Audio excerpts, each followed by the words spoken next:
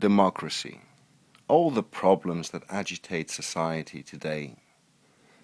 What do we mean by honor and patriotism, morality? What do you mean by honor and patriotism, morality? Exact analysis. If men could be taught to see clearly their real interests, to see afar the distant results of their deeds, to criticize and coordinate their desires out of a self-counseling chaos into a purposive and creative harmony, this perhaps would provide for the educated and sophisticated man the morality which in the unlettered relies on reiterated precepts and external control.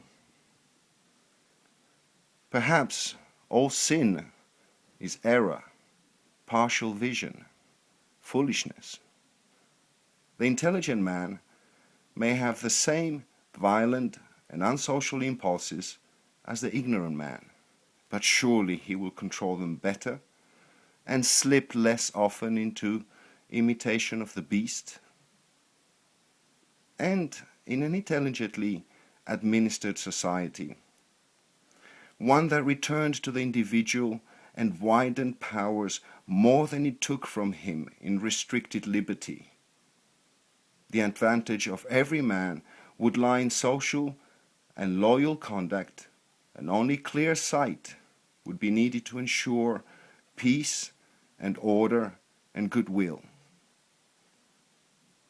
But if the government itself is a chaos and an absurdity, if it rules without helping and commands without leading, how can we persuade an individual in such a state to obey the laws and confine his self-seeking within the circle of the total good?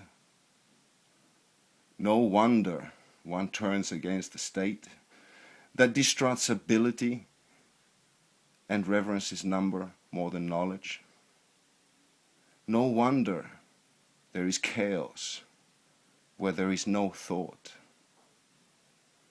and the crowd decides in haste and ignorance to repent in leisure and desolation.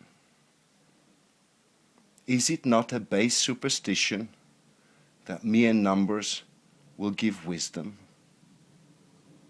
On the contrary, is it not universally seen that men in crowds are more foolish and more violent and more cruel? These are the words of Socrates, executed in 399 BC, for expressing such thoughts to democracy, a democracy that could not tolerate such free thinking.